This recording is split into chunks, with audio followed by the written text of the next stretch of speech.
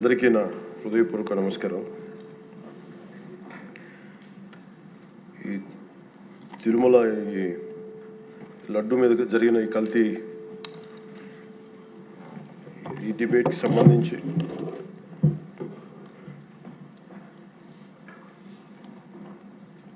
$68 లక్షల కిలోల నెయ్యి అని చెప్పే ఒక కల్తీ నెయ్యిని వాడారు. దీని మీద ఫస్ట్ ఇది ఎలా బయటకు వచ్చింది?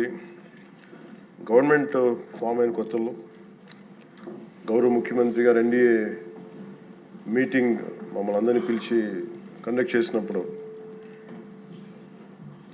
ఆ రోజు ఒక నేషనల్ డైరీ డెవలప్మెంట్ బోర్డు చేసిన రిపోర్ట్ని చదివారు. వీళ్ళు గత పాలనలో ఇది కూడా జరిగింది అనేది టీటీడీ బోర్డు వారి పాలక మండలి చేసిన ఇది కూడా జరిగింది అనేది తెలియజేశారు. అంతే, అక్కడితో అయిపోయింది అధ్యక్ష. దాన్ని అంతకు మించి ముందుకు తీసుకెళ్ళాలి. లేదంటే నేను అది విని నాకేమనిపించిందంటే ఇలాంటివి కూడా జరిగినాయా?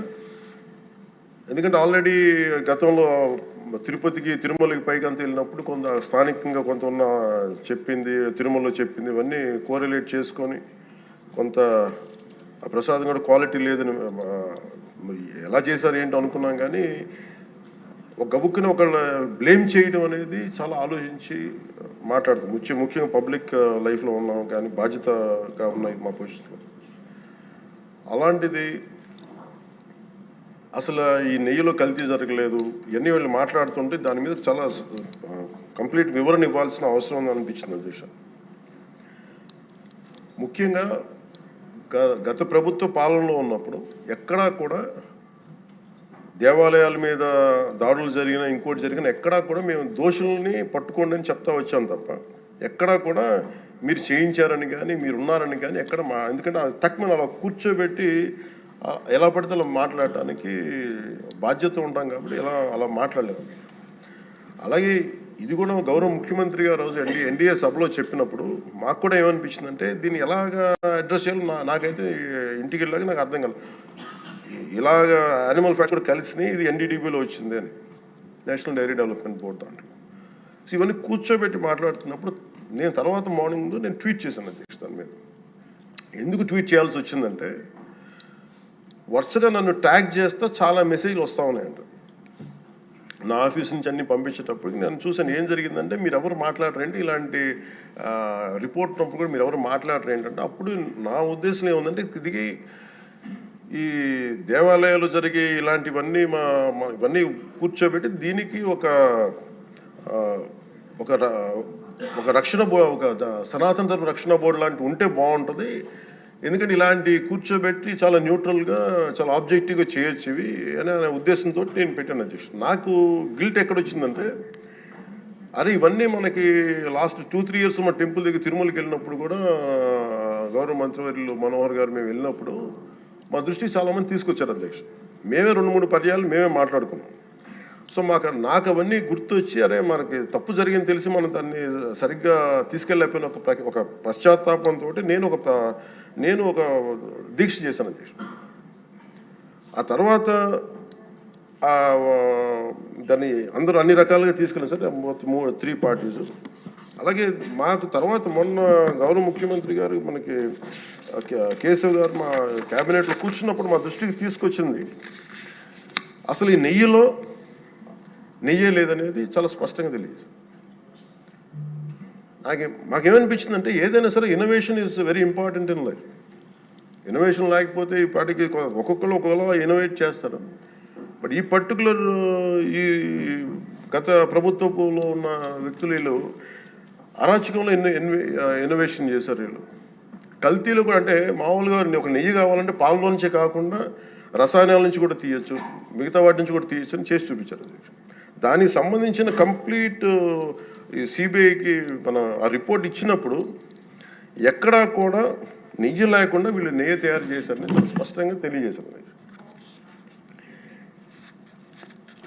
ఇప్పుడు మనం ఏం మాట్లాడుతున్నాం వీళ్ళందరితో అంటే ఎక్కడా కూడా ఈ సభ సాక్షిగా చెప్తున్నాను, ఇది ప్రజలకు కూడా తెలియాలి, ఎక్కడా కూడా గత ప్రభుత్వం తాలూకు హెడ్ చేసిన వ్యక్తి చేశారని ఎక్కడ కూడా నేను ప్రత్యేకించి మాట్లాడాను. నేనేం చెప్తాను, టీటీడీ పాలక మండలి బాధ్యత ఇది. మీరు కూర్చోబెట్టి మీరు బాధ్యత తీసుకొని వాళ్ళ పార్టీ ఆ ప్రభుత్వం స్థాపించినప్పుడు వాళ్ళ నియమించిన పాలక మండలి వాళ్ళు చేసిన తప్పులకి సింపుల్ ఏం చేయాలి అధ్యక్ష? ఒక ఇంటర్వ్యూలో కూడా నన్ను అడిగితే నేనేం చెప్పానంటే you mean to say you going to blame the person who headed the last government అంటే my intention is not that. My intention is always to say that who did this, who are the perpetrators. A perpetrators is more or less they are the TTD board. Let them be accountable for that. ఎక్కడా కూడా నేను ఈ వ్యక్తి గురించి మేము మాట్లాడలేదు, ఎందుకంటే డైరెక్ట్గా ఇన్వాల్వ్మెంట్ ఉందని మనం చెప్పట్లేదు అది, ఎందుకంటే వాళ్ళు నియమించిన బోర్డు ఇది. కానీ వాళ్ళు ఏం చేస్తున్నారు అక్కడ కూర్చోబెట్టి ఎక్కడా కూడా సింపుల్గా ఏం చేయాలి దీక్ష?